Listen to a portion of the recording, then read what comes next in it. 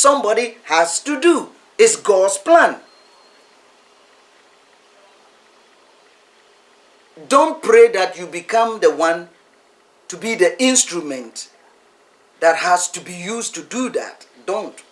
I wouldn't pray that God should use me for that job. But if it is the will of God for me to do, and that is the purpose of me coming to earth to fulfill God's purpose and plan, so be it. Judas Iscariot was called, he was born and raised for that purpose, what he fulfilled in God's ministry. But you and me will condemn him. Yes, we will. Because it doesn't sit well in our little psyche. But in God's psyche, that is what it is. He's an instrument he has to use. Sure. Does it bother God? I don't think so. Was it surprise to God? No. Was it surprise to Jesus? Never. The disciples, yes. Why? Because they don't know nothing.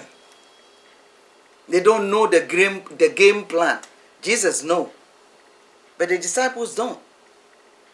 So what you don't know, don't criticize and don't condemn. Yes. What you don't know and you don't have no idea what is happening, don't say nothing. Just keep your mouth shut. Every one of the people who are talking about the events that is taking place in Ghana, they are all called to do that. So they are doing their job. I am so proud that people have the guts to come out and speak out now so that there will be change. So everybody is doing their job. Up to the way they are doing it, everybody is doing it based upon their experience they have gone through. You don't know the pain, the level, and the intensity of the pain each one of these people who are speaking out has gone through. The deep. Listen, if you have a light cut, accidentally if you cut yourself and you have a light cut, all what you need is a bandage. You don't need stitches. Right? Correct. But if you have a cut and the cut is so deep and you are bleeding profusely, the first thing is to stop the bleeding, especially if you cut a vein. The first thing you have to do is they have to put compression on it to stop the bleeding.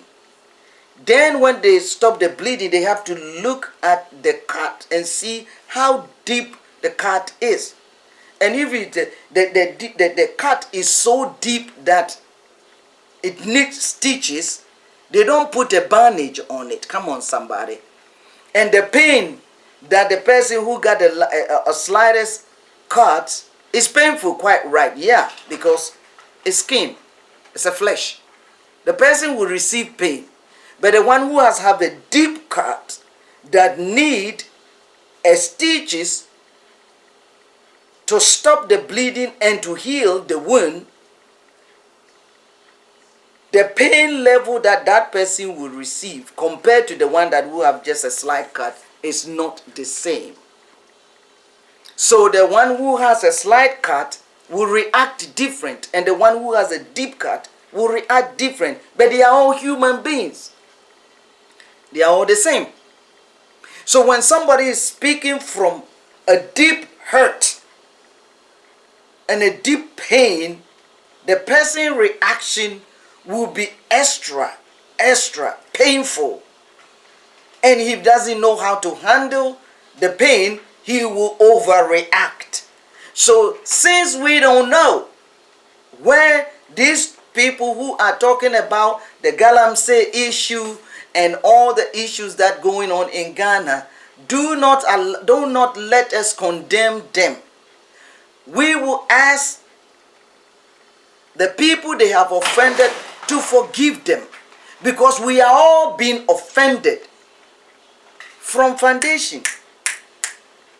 We've been emotionally wrecked.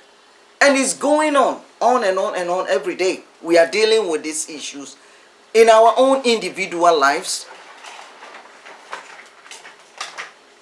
And those of us who have traveled to this part of the world, it is very, very hard to deal with issues here. So when you compound what you're going through here, and you look back home, and everything is in Bizek over there, and you want to go home, but where are you going to?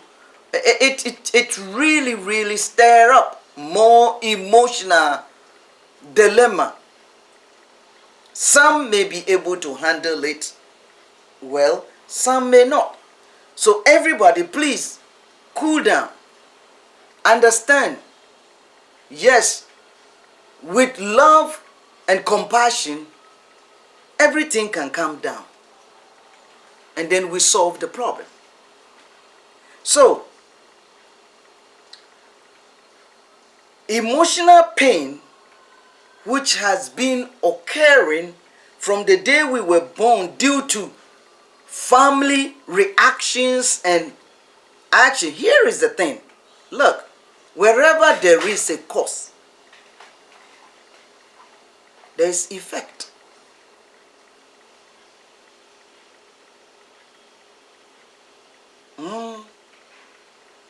Whenever there is cause, there is effect, and there is an impact. These are three stages of life. Emotionally, there is a cause.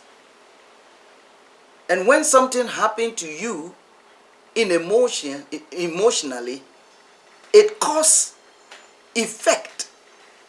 There is an effect that is left on you, either by emotional trauma, hereditary, you inherit it from your family, lineage, or your own trauma experience, abusive relationship, abusive home, as abusive relationship that you experience between your father and mother, neglect, abandonment, lack of parenthood presence, family abuse, both from siblings, family members, those who are in diaspora, who are dying, don't have a place to dwell, and lack of job and whatnot and whatnot. And when you get money and you send it home for your brothers and sisters to help you because you left home when the home is wrecked, and you trying to work so hard and become a sacrifice lamb in this cold world and all these things we face here, and you trying to save, take a little money to buy food and save some to your family member to begin something, and when the money get home, they blow it up over there. And you left in between. What do you want them to react? You have no idea what you're talking about. Being out of the country of Ghana and being out here, it is not a rosy journey. None of us here came here with a silver spoon in our mouth or holding a golden spoon to eat.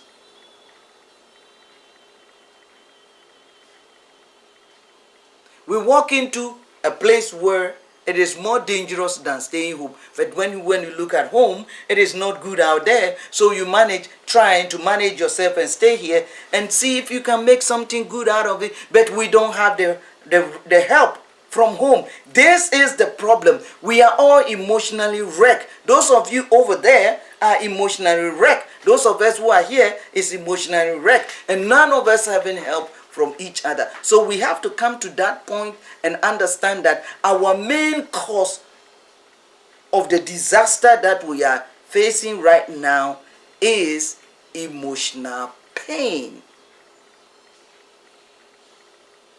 That has been there from generation to generation, generation to generation.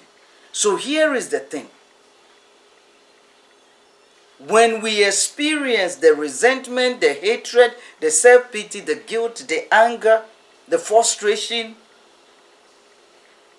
the neglect, reject, abusive relationships, we intend to be depressed and jealous.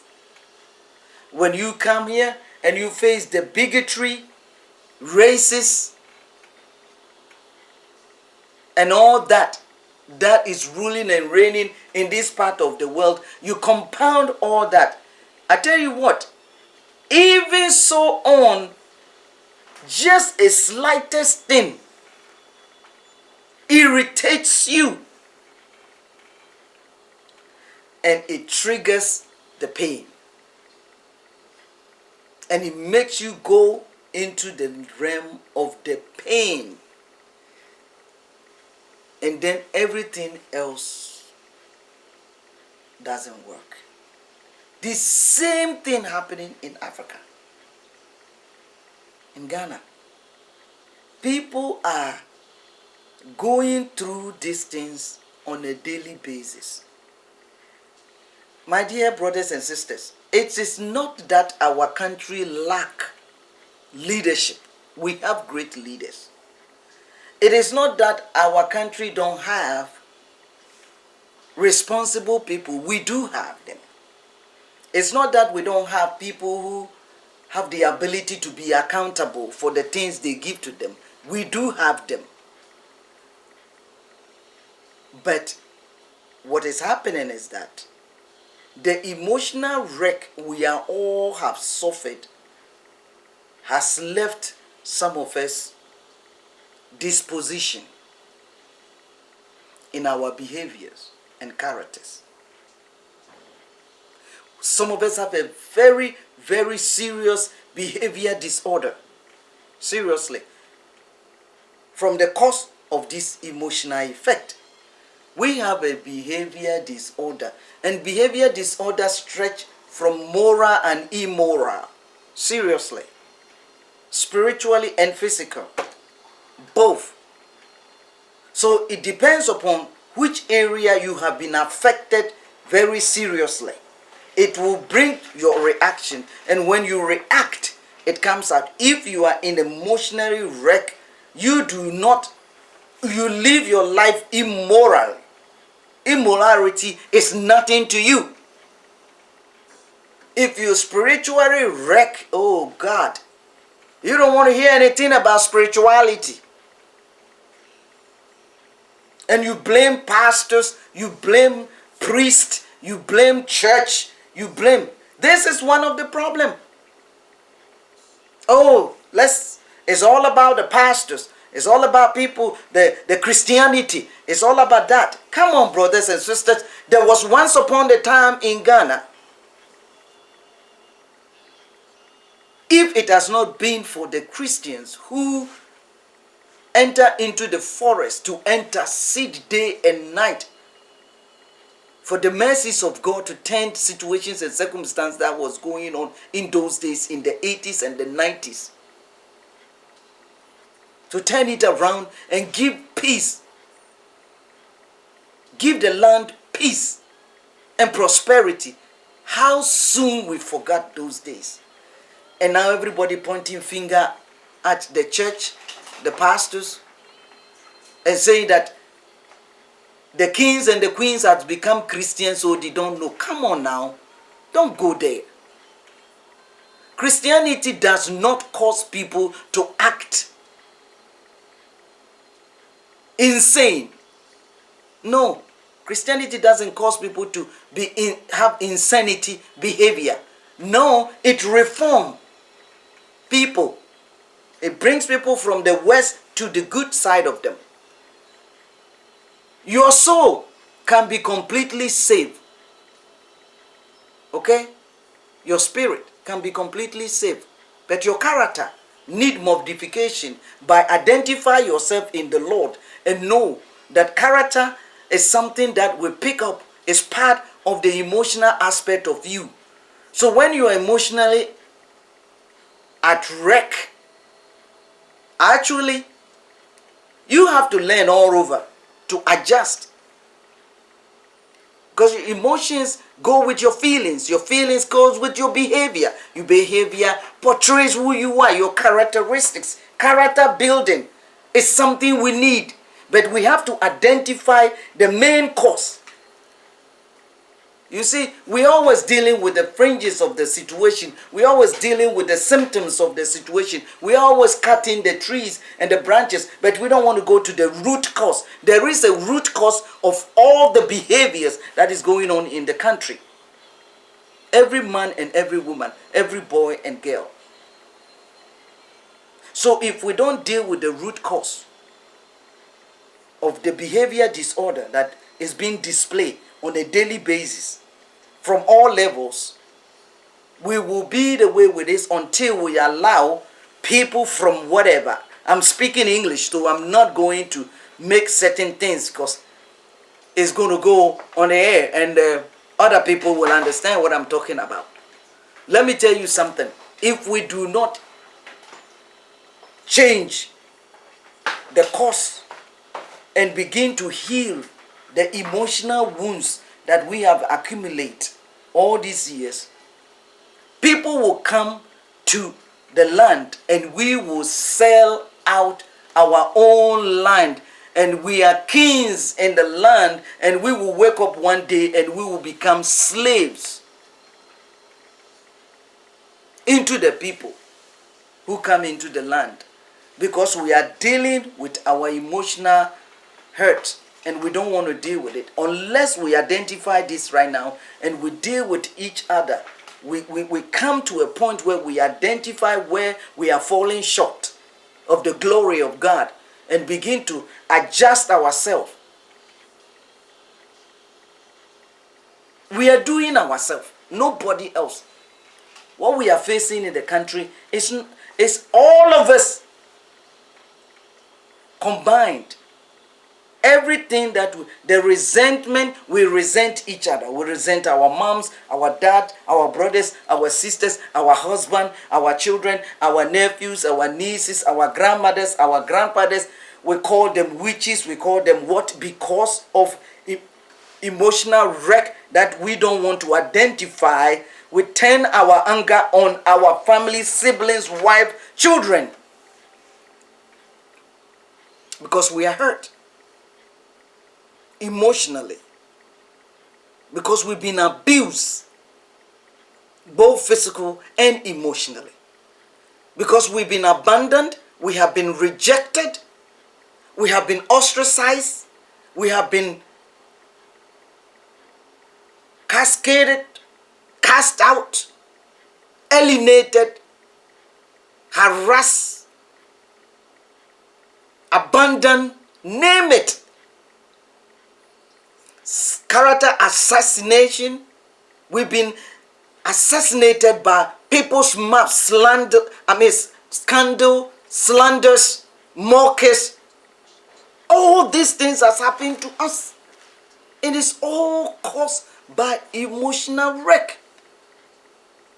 When I'm emotionally wrecked, I release my pain on my husband, my children, my girlfriend, my boyfriend, my wife, mother, cousin, niece. We find somebody to blame minus ourselves. And when we come from this background, when we carry this type of baggage with us every day, even those of us who are in the diaspora, we have the same problem here. The way we interact with each other, the way we deal with our brothers and sisters, everywhere. You can see the trace of this problem in everyone's character, even in abroad here. Because we carry it from home and we brought it in abroad, and it's still with us because we haven't dealt with the root cause of our anger and frustration. We are so frustrated because nobody is listening to us. How can somebody listen to you when the person don't know the cause of your anger and your frustration? And even when you're trying to explain it, it doesn't make no sense, because where you coming from, the person don't understand. It is only us Who knows where this frustration coming from? Is we can trace it. So we need to come to a place where we do not. I'm telling you, mark this thing, mark my word. I do not see any man or a woman who have the capacity to lead the country no matter what they say or they do. Because if you think you are the magic bullet, you lying. Because that country can never be governed by one person. You don't have all the answers to the problem of the country. You don't. No man has it.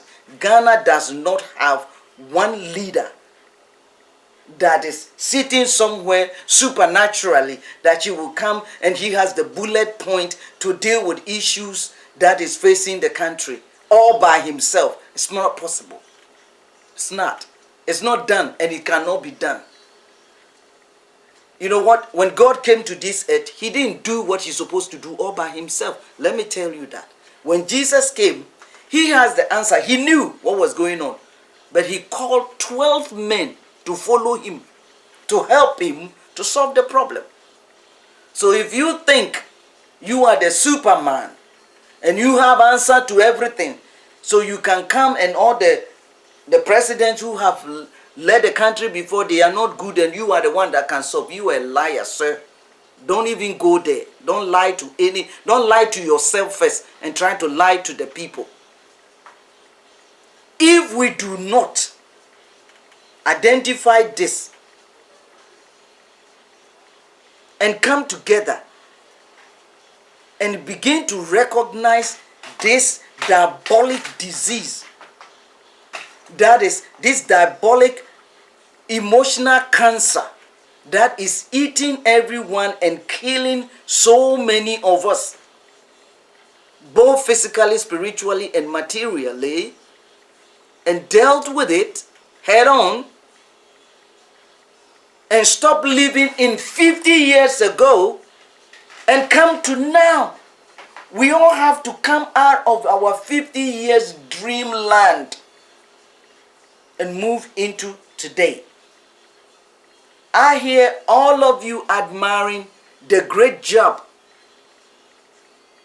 that has been done in Rwanda. President Kagame and his people. And Tanzania, the president who just passed away, McCarthy.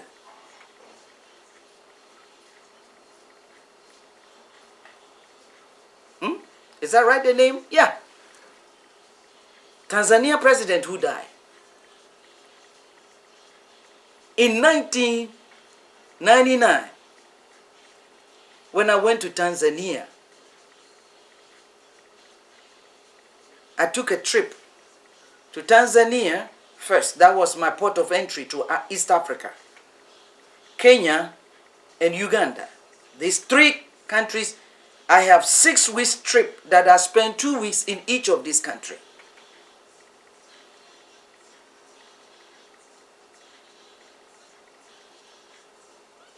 And when I got to Tanzania, I was coming from America, and I was going to minister in Tanzania as evangelist that was invited to speak to the churches, 120 churches in combination, or denomination. And they invited me.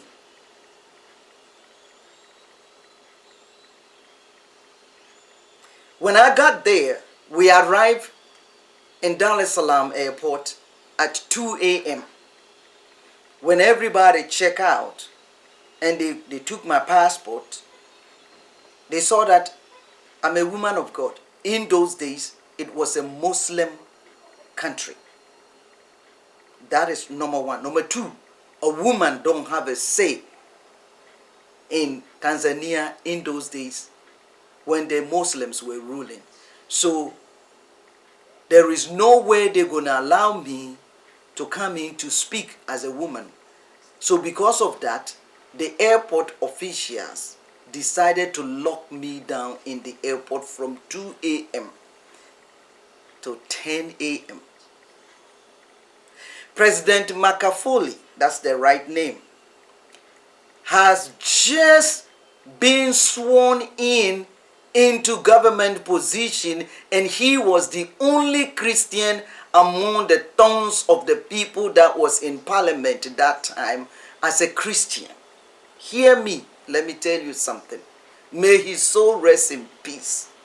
When I get a chance and I go to Tanzania, I will go to his graveside and I will thank him. President Makafuli just swore into office in 1999 as the only parliament, a Christian man among Muslims. And the bishop who invited me to speak, the pastors were gathered together in the bishop church in Dar es Salaam, and they were waiting for me to come and speak. And my host find out that I've been locked down in the airport since 2 a.m.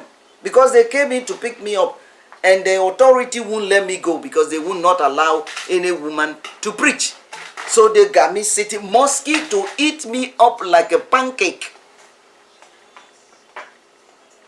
And I sat. So somebody pick a phone and call President Makafuli. At that time, he was a cabinet minister. I don't know what portfolio that he was on there.